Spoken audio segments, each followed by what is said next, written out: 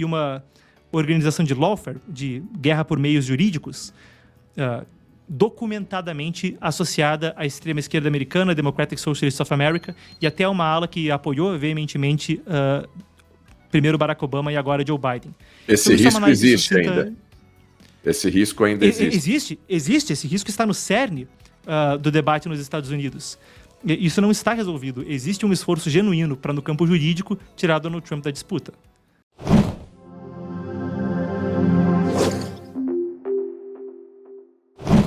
Agora, fazendo aqui um sobrevoo rapidinho, como é que está o momento hoje dos Estados Unidos, Donald Trump e Joe Biden, né, nesse ano de eleições? O que você pode atualizar?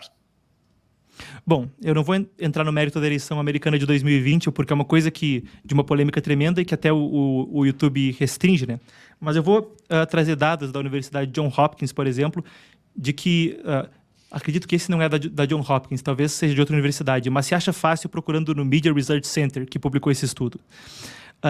Mas que cerca de 1/3 dos eleitores americanos entendem que não houve uma eleição justa em 2020. Os motivos não podem ser discutidos no YouTube, mas o fato é esse. Então é um momento onde há uma fragilidade tremenda. Uma fragilidade que é exacerbada por duas principais crises que devem ser os tópicos centrais da eleição americana esse ano nos Estados Unidos. Uma delas é a questão do aborto. Então, uma decisão da Suprema Corte, a Roe v. Wade, são as partes que estavam lá, né? Roe versus Wade. Há décadas atrás, salvo engano, em 72 ou 73, entendeu que tornou o aborto, por jurisprudência, um direito constitucional nos Estados Unidos. Então, os estados foram proibidos de proibir aborto em suas legislações estaduais. A legislação varia de estado para estado, mas esse era o cerne da questão. E o juiz, o ministro Samuel Alito, da Suprema Corte Americana, reverteu isso durante o mandato de Joe Biden, o que foi uma coisa de uma tremenda polêmica. E a posição de muitos estados foi imediatamente colocar em vigor leis anteriores que proibiam o aborto por completo. Então, o aborto é uma das questões centrais nessa eleição, mas mais importante que isso, existe a questão da fronteira sul-americana. A fronteira sul-americana tem sido alvo de muita gente coloca nos termos invasão. Por exemplo, um autor que escreve sobre isso de forma muito competente é o Todd Bensman, que foi entrevistado pelo Epoch Times em uma diversidade de ocasiões. Mas se vê um aumento exponencial, milhões e milhões de pessoas atravessando a fronteira sul-americana, e as regulações de Joe Biden afrouxaram isso e permitiram que isso ocorresse. É um dos tópicos principais a ser debatido nessas eleições de 2024.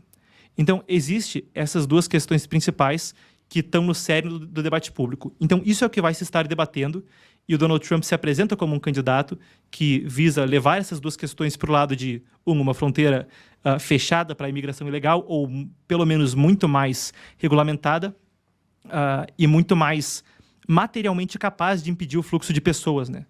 Porque, por exemplo, uma das propostas que ele tinha era a construção de um muro que atravessasse a fronteira, mas outras propostas para tentar tolher a imigração ilegal para os Estados Unidos.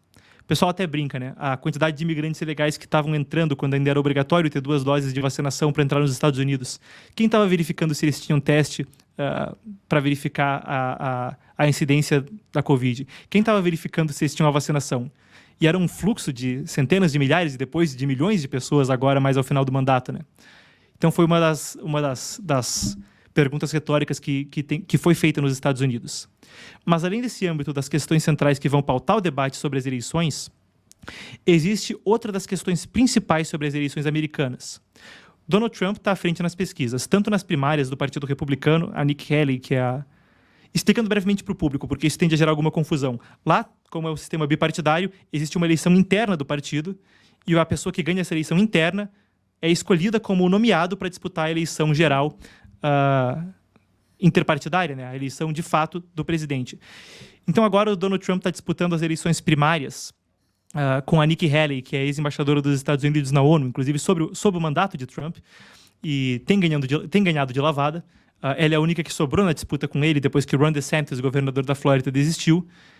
E o Trump está trucidando ela, até um termo um pouco mais coloquial, mas vou utilizá-lo, trucidando ela nas pesquisas e nas votações dentro do partido, que ocorrem estado a estado, e que, seguindo mais adiante, o Trump lidera as pesquisas mesmo para assumir como presidente dos Estados Unidos em 2024. Isso no contexto de um campo de disputa onde não haja uma ingerência do judiciário americano. É difícil condensar a complexidade desses fenômenos de forma sucinta, mas tentando. A utilização, em especial por forças políticas de esquerda, e de uma diversidade de matizes, desde comunistas maoístas até a vertente mais ocidental globalista. De novo, é um termo complexo, mas colocando em termos sucintos.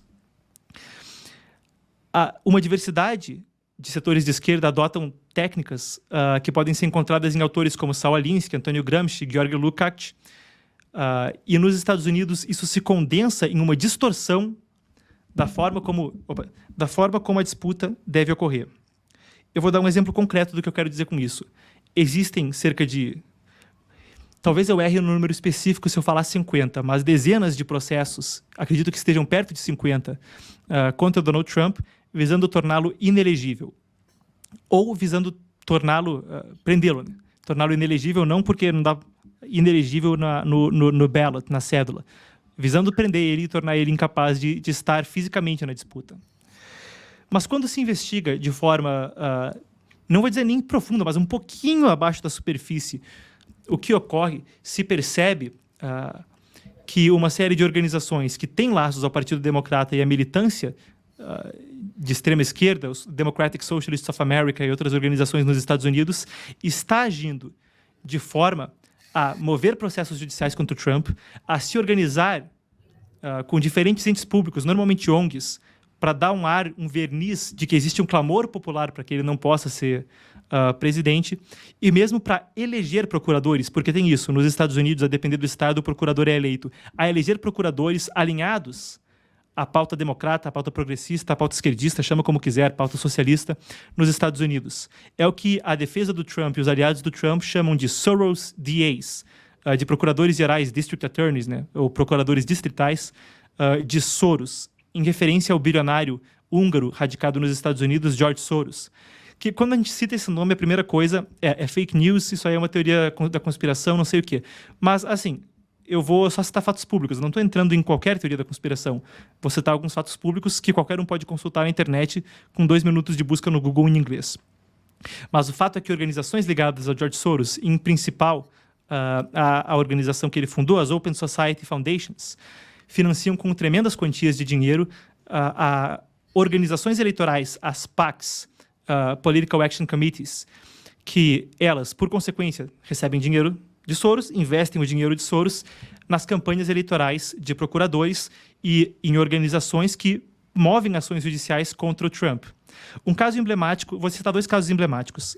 O da corte em Nova York, onde o Alvin Bragg, que era o procurador-geral que estava no caso que visava entender a relação do Donald Trump e o suposto uso irregular dele de dinheiro para uma atriz de filmes adultos, a Stormy Daniels.